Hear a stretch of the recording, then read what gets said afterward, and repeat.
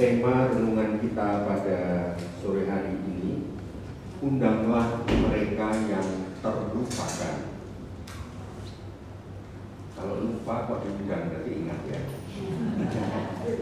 Undanglah mereka yang terlupakan. Artinya bukan kita yang lupa, tetapi ada orang-orang yang sering dilupakan oleh orang lain.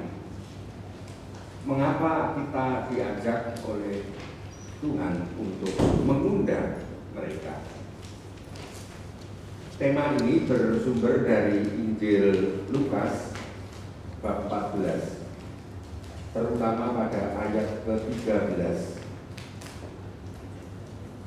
Saya bacakan sejenak Injil Lukas bab 14 ayat 12 sampai dengan 14 supaya kita mengerti tema ini ada di mana dan apa konteksnya. Yesus berkata juga kepada orang yang mengundang Dia. Yesus ada di suatu rumah karena diundang oleh seseorang. Apabila engkau mengadakan perjamuan siang atau perjamuan malam, dan memang Yesus diundang ke tempat itu untuk perjamuan. Tiba-tiba dia ngomong kepada si tuan rumah, yaitu orang Farisi, kalau kamu mengundang orang untuk datang di perjamuan malam atau perjamuan siang, janganlah engkau mengundang sahabat-sahabatmu atau saudara-saudaramu atau kaum keluargamu atau tetangga-tetanggamu yang kaya, karena mereka akan membalasnya dengan mengundang engkau pula, dan dengan demikian engkau mendapat balasnya. Apakah kita tidak boleh mengundang orang kaya? Tetap boleh. Tetapi bahwa Tuhan Yesus mau menekankan ini masalah prioritas hati. Hati kita ini sukaannya itu mengundang untuk menjadi teman, datang ke rumah kita. Rumah itu juga rumah yang bangunan yang kita tempati, tapi juga rumah hati kita, rumah batin kita, di mana disitulah ada rasa senang dan susah, benci dan suka, atau ada tempat di mana kita ini iri hati atau membanding-bandingkan. Itu ada di hati itu. Sikap, ini masalah sikap hati. Mana yang diprioritaskan ketika kita ini mengundang perjamuan? Tentu acara yang lain di rumah kita ada selain perjamuan. Tetapi ketika perjamuan makan, nah ini terutama mereka yang sulit untuk mendapatkan makan. Itulah yang diprioritaskan. Kalau kita mengundang makan, maka undanglah. Bukan pertama-tama menjadi prioritasmu adalah mengundang yang kaya. Di ayat 13, tetapi apabila, ini yang kita jadikan tema hari ini, engkau mengadakan perjamuan, undanglah orang-orang. Kalau kita rangkum ini di dalam tema ini yang terlupakan, yaitu orang-orang yang satu, miskin; dua, orang yang cacat; tiga, orang yang lumpuh; empat, orang yang buta. Dan engkau akan berbahagia. Pertama tadi siapa yang disebut dengan orang yang sebaiknya menjadi prioritas undangan kita? Pertama, orang yang miskin. Lalu yang kedua, orang yang cacat. Ketiga, lumpuh. Dan keempat, buta. Saya spontan itu bertanya, kenapa tuli nggak ada? Padahal tuli itu juga disebut cacat pada umumnya oleh orang-orang. Tetapi ternyata yang disebut 4 orang yang sungguh menjadi prioritas di dalam undangan kita. 1 adalah yang miskin. Tentu ini adalah miskin, lumpuh, cacat, dan buta. Itu adalah 2 pengertian. Pengertian fisik dan pengertian rohani. Ada orang yang secara fisik tidak miskin, tetapi hatinya miskin, rohaninya miskin. Ada orang yang secara fisik dia kuat, binaragawan, tidak lumpuh, tetapi sebenarnya imannya lumpuh. Apa yang dimaksud dengan miskin dan lumpuh? Kerohanian yang miskin. Kalau kerohanian yang kaya, itu berarti bahwa harta benda iman itu banyak sekali. Harta itu untuk apa sih? Untuk menukar atau membeli. Maka sederhananya, orang yang kaya adalah orang yang uangnya banyak. Kalau uang banyak berarti bisa membeli macam-macam. Nah, orang yang miskin, orang yang tidak punya uang, artinya tidak mampu beli apa-apa. Kalau secara rohani, orang yang tidak mampu beli apa-apa, artinya nggak ada yang diandalkan untuk beriman. Misalnya, kita ini jarang beramal, kita ini banyak dosa, kita ini gagal dalam rumah tangga, kita ini gagal dalam pekerjaan, dan macam-macam. Kita ini banyak hal yang gagal, yang mengecewakan, yang sehingga seakan-akan, apalagi saya punya aib di masa lalu, seakan-akan aku nggak punya uang untuk membeli Tuhan.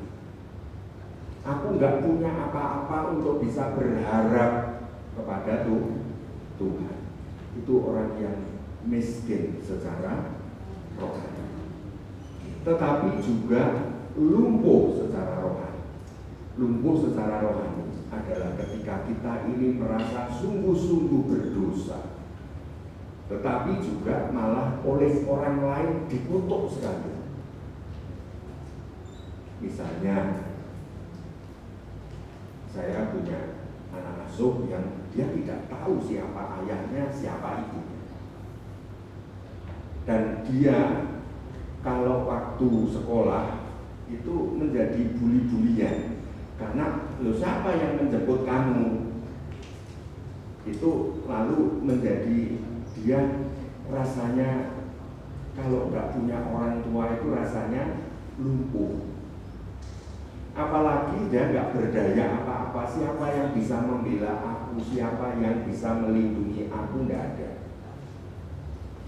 Kalau iman kita ini lumpuh, artinya sudah tidak ada lagi harapan untuk beriman, untuk menyapa Tuhan aja, untuk datang ke Ekaristi saya sudah nggak ada daya, nggak ada daya. Karena merasa bahwa kita ini aib dan gagal, sehingga kita seakan-akan tidak berdaya. Mau berdoa saja sudah dihantui oleh banyak hal sehingga kita sudah tidak berdaya. Lalu cacat. Cacat itu berarti bukan sempurna. Itu jenis yang serupa dengan hal-hal sebelumnya tadi yang lumpuh. Lalu buta. Buta berarti tidak mampu melihat.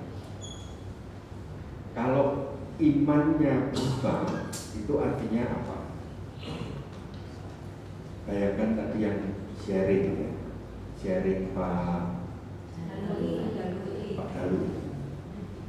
Bisa saja Pak Dalu, kalau orang buta imannya itu kebetulan. Ya kebetulan, artinya remnya masih pakem, kebetulan sopirnya bisa ngerin, kebetulan begitu. Tetapi ternyata iman ini bisa melihat bahwa itu adalah pertolongan dari Tuhan. Bu Yanti juga melihat seakan-akan itu hal yang biasa. Tetapi kita banyak hal itu kita anggap sebagai bukan mukjizat. Bukan karena apa? Karena kita tidak mampu melihat bahwa kita bernafas saja itu adalah pertolongan Tuhan. Kita masih bisa datang berkumpul di tempat ini juga adalah keajaiban dari Tuhan. Kalau kita ini ada undangan untuk persekutuan doa ini, aneh ya bahwa aku tersentuh dan aku tergerak untuk melangkahkan kaki, lalu ada sebuah semangat meskipun sedikit untuk ikut. Ini juga adalah sebuah kerjaan Tuhan, Roh Kudus yang luar biasa. Sehingga kita tidak perlu harus hal-hal ajaib yang luar biasa. Justru iman yang tidak buta adalah tidak harus kalau barang itu besar dan hebat di mukaku aku baru melihat. Tetapi hal-hal kecil pun aku mampu melihat. Itu artinya tidak buta. Nah justru ketika apakah kita persekutuan doa ini hanya untuk orang yang sudah hebat imannya, yang tidak lumpuh imannya, yang tidak miskin imannya, yang sudah kaya, paham kitab suci, yang suaranya bagus, yang bisa nyanyi, yang berani, apakah hanya untuk itu? Tidak. Maka bahwa tema hari ini kita ini diajak, undanglah.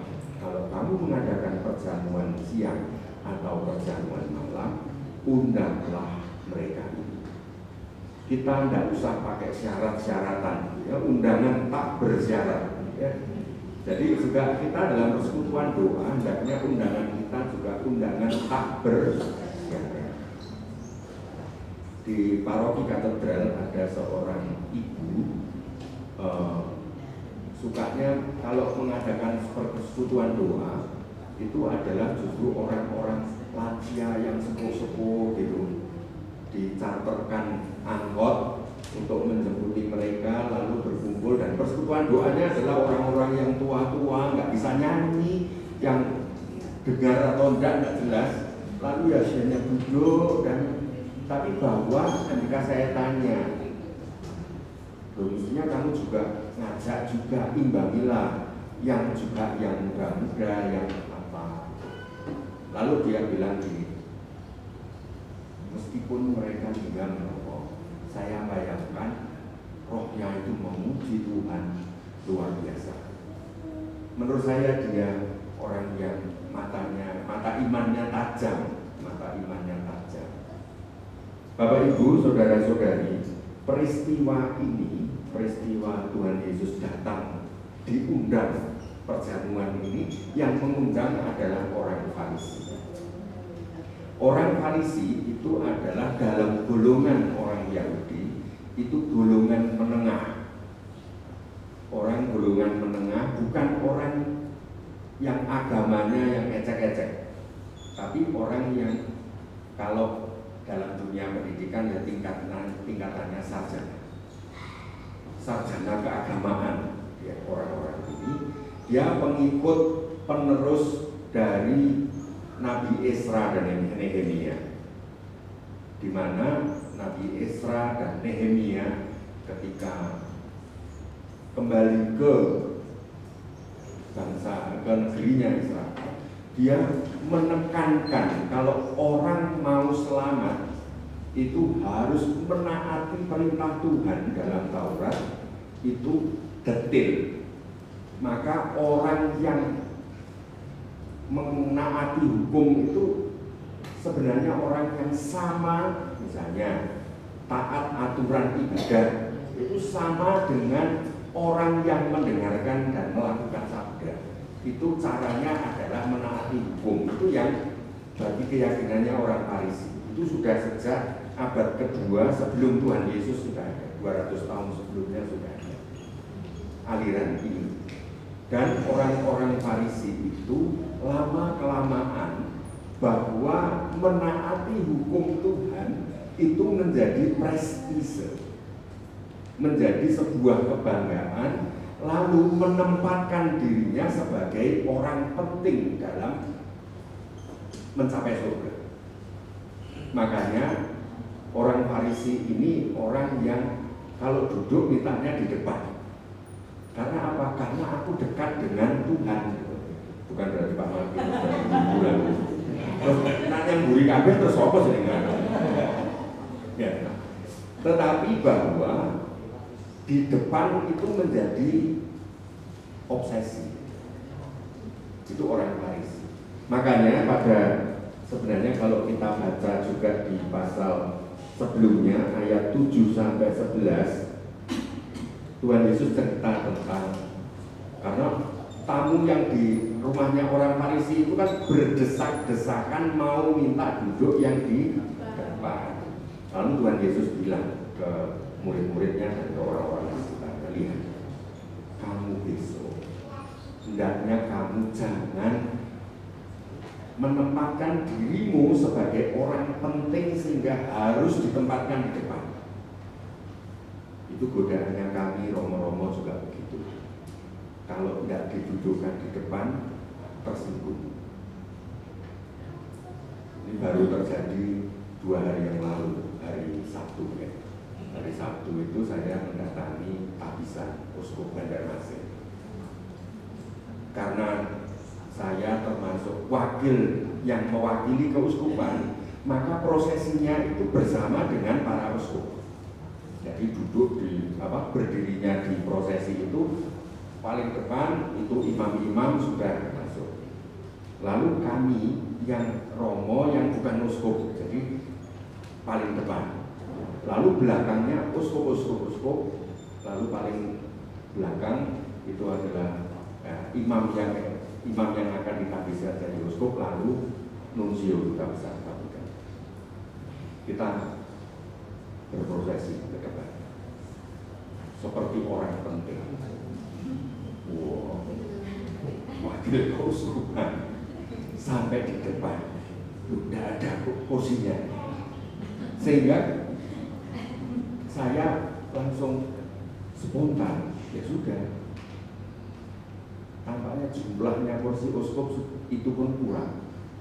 Maka meskipun paling depan dan ini nanti adalah di deretan para uskup, tapi ternyata saya harus mutar, tidak ada tempat duduknya, mutar lagi dan duduklah di paling belakang, Jadi ada kami 5 yang wakil-wakil keuskupan di mana uskupnya tidak hadir, itu 5 romo yang akhirnya duduknya justru paling belakang di antara para imam-imam. Saya pikir, iya, kita ini seringkali juga seperti orang Farisi mendudukkan diri kita ini sebagai orang penting. Lalu dibalik itu apa? Merendahkan orang lain.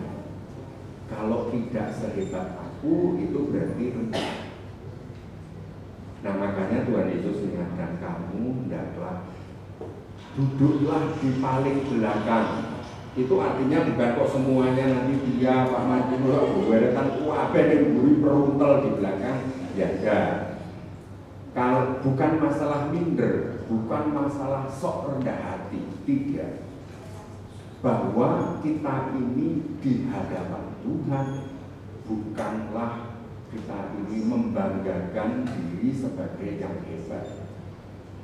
Jadi kita juga di PDKK atau di kelompok-kelompok kategorial, kita ini punya godaan. Nanti PDKK menganggap lebih hebat daripada kelompok lain, ME menganggap lebih hebat dari kelompok PDKK, lalu KTN merasa lebih hebat daripada kelompok yang akhirnya semuanya merasa hebat, lalu tidak ada yang tidak hebat gitu ya. Sama dengan berarti kalau berdiri ya sama-sama tidak hebatnya kalau begitu ya, sama. Ya, maka bagi kita semua Pertama, konteks dari tema kita ini, satu, hendaknya kita jangan merendahkan orang lain. Nampaknya kita ini merasa kalau tidak punya masalah iman, tidak punya masalah keluarga, itu merasa diri kita lebih tinggi daripada yang lain. Maka kalau mengundang, janganlah lalu kita diskriminatif. Undanglah semua. Bahkan mereka yang sungguh-sungguh sangat membutuhkan Tuhan. Jadi kacamata yang kita pakai adalah kacamata iman, bukan kacamata ekonomi. Bukan ini yang kaya itu undangan VIP, lalu yang miskin itu undangan yang paling getret-getret di luar pintu lah, kira-kira begitu. Enggak, bahwa kita semua di hadapan Tuhan itu sungguh sangat berharga. Saya jadi imam pun belum tentu bahwa saya ini lebih suci daripada Anda. Saya sering kali, saya aja dengan ibu saya sudah jauh setengah mati dalam hidup rohani. Ibu saya setiap malam jam 12 selalu rosario untuk anak-anaknya. Saya belum pernah mampu untuk itu. Saya tahunya itu ketika saya pulang, saya tidur, lalu ngilir mau ke toilet. Loh, kok kaki saya nendang kepala? Ternyata ibu saya sedang berlutut di dekat tempat tidur sedang rosario. Loh, kok saya ngomong? Ya, ternyata itu setiap hari. Nah, saya juga sering melihat bagaimana hidup rohani umat, bagaimana Anda di tengah kesibukan masih mempersembahkan waktu untuk memuji, untuk mendengarkan sabda, memuji Tuhan, untuk bersekutu, untuk berbagi. Moga-moga habis ini jangan pelit-pelit untuk berbagi ya. Berbagi kisah iman. Tidak usah malu dianggap nanti dianggap sok suci atau sok hebat. Ya, yang penting kita tulus jujur, bukan mau menguasai sharing. Yang penting itu. Jadi bukan kok setiap kali pokoknya harus saya yang sharing, enggak. Tapi ketika ada yang sharing, oke. Ketika rasanya waktunya masih cukup dan kita tergerak untuk berbagi, tergerak untuk berbagi. Nah, disitulah kita ini menjadi sama-sama sebagai anak-anak Tuhan yang sama. Maka dua hal yang mau ditekankan dari tema kita ini. Yang pertama, kita hendaknya menjadi Farisi bukan dalam hal prestise, bukan dalam hal gengsi, bukan dalam hal menempatkan diri lebih hebat daripada orang lain, merasa bahwa kita ini lebih rohani daripada orang lain. Tidak. Kalau Farisi itu spirit awalnya adalah menaati Tuhan, maka kita juga, untuk apa sih sebenarnya kita kok kalau PDKK selalu ada puji-pujian, nyanyi dulu diulang-ulang? Kenapa? Karena kita ini, hati kita masih dipenuhi hal-hal lain. Maka kita perlu mengisi hal-hal rohani, syair-syair lagu itu kita rasakan, kita hayati. Pertolonganku datang dari Tuhan, Tuhan adalah baik, Tuhan sungguh luar biasa. Itu terus mengisi hal-hal yang tadinya kekhawatiran, kecemasan, kebencian, jengkel, dendam, itu supaya terdesak keluar, sehingga seperti tadi, kuduskanlah tempat ini. Artinya lalu tempat batin kita dikuduskan bagi Tuhan. Ya paling tidak 1,5 jam itu menjadi saat kita mempersembahkan hati kita dikuduskan bagi Tuhan. Kita menjadi Farisi di dalam hal menaati, mengikuti, meniru, menjiwai, menghidupi sifatnya Yesus. Jadi bukan hukum-hukum aturan pertama-tama, tetapi sifatnya Yesus. Nah, seperti yang dikatakan Yesus kepada murid, ini adalah sifatnya Yesus sendiri. Yesus mau menyelamatkan semua orang. Semua orang dicintai, semua orang diundang untuk memiliki kerajaan surga. Maka di ayat 15, sesudah dari ini tadi dikatakan begini.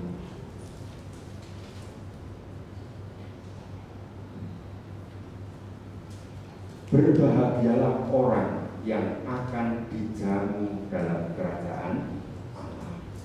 Itulah yang akan menjadi cita-cita dan karakter kita sebagai seorang PDKK itu merasa berharga. Kalau orang yang diundang di sini merasakan betapa bahagianya menjadi orang-orang yang tinggal di dalam kerajaan Allah. Kita menjadi tamu agung kerajaan Allah.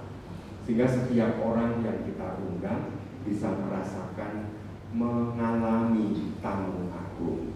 Jadi jangan disiwa-siwa, tapi bahwa semuanya punya hak untuk memuji dan memuliakan Tuhan. Maka undanglah semua mereka yang oleh orang lain dianggap tersisih, terabaikan, terlupakan, tetapi bagi kita adalah tamu agung kerajaan Allah.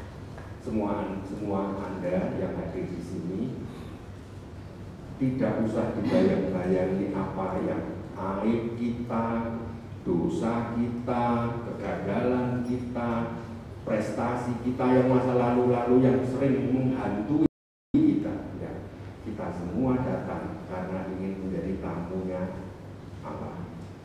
Semoga Anda semua semakin terbuka dengan siapa saja. Ajaklah semua orang untuk mengalami kerajaan Allah itu, salah satunya melalui persekutuan doa Anda. Tuhan memberkati.